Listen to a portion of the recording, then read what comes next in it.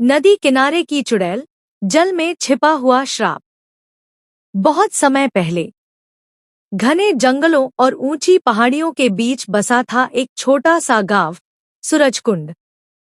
गांव जितना सुंदर था उतना ही रहस्यमयी भी, क्योंकि उसके पास बहती थी एक गहरी और शांत नदी। दिन में वही नदी गांव वालों के लिए जीवन थी। लोग उससे पानी लेते, बच्चे उसके किनारे खेलते और औरतें वहीं बैठकर गीत गाती थीं। लेकिन जैसे ही सूरज ढलता, नदी का रूप बदल जाता। रात होते ही उसके आसपास अजीब धुंध फैल जाती। पानी से फुसफुसाहट जैसी आवाजें आने लगतीं और गांव वाले अपने दरवाजे बंद कर लेते।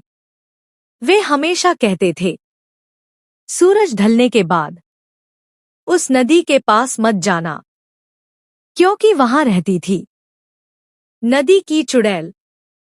सालों पहले उसी गांव में एक लड़की रहती थी, गौरी। उसकी आवाज इतनी मधुर थी कि जब वो नदी किनारे बैठकर गाती तो ऐसा लगता जैसे नदी भी उसकी धुन पर बह रही हो।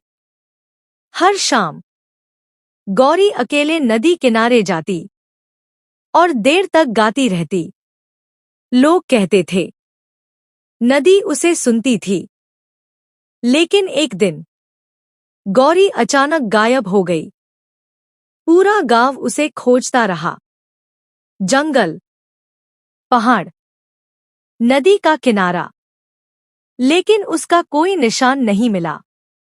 3 दिन बाद गांव वालों ने देखा, नदी के बीचों बीच गौरी का शरीर तैर रहा था।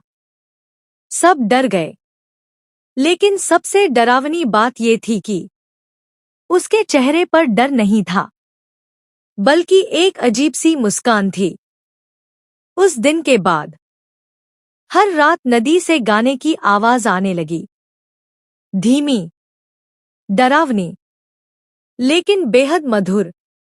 एक रात गांव का युवक माधव उस आवाज के पीछे पीछे नदी तक पहुंच गया।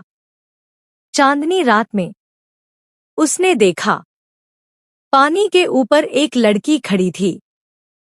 सफेद साड़ी, खुले बाल और पूरी तरह काली आंखें। वो धीरे धीरे गा रही थी। माधव जैसे ही उसके करीब गया, अचानक पानी से काले हाथ निकले और उसे नदी के अंदर खींच लिया।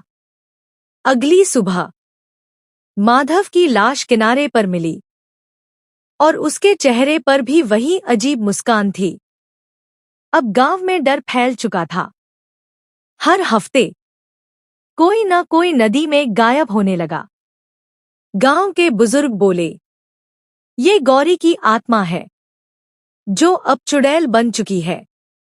लेकिन असली डर तब शुरू हुआ जब मरने वालों में सिर्फ पुरुष नहीं, औरतें और बच्चे भी शामिल होने लगे। पूरा गांव दहशत में डूब गया। तभी एक दिन गांव में एक रहस्यमयी साधु आया, त्रिकालदर्शी बाबा। उसने नदी को देखा, कुछ देर आंखें बंद की और फिर बोला, ये सिर्फ एक आत्मा नहीं है, ये एक बंधी हुई शक्ति है। गांव वाले हैरान रह गए।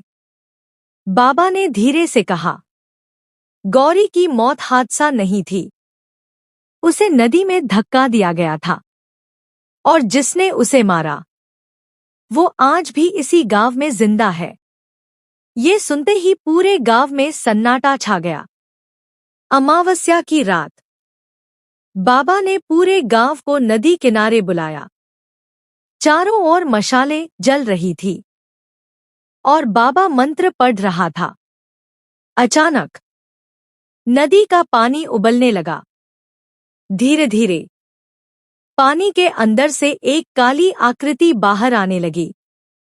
वो गौरी थी, लेकिन अब उसका चेहरा इंसानों जैसा नहीं रहा था। उसकी आंखें आग की तरह जल रही थी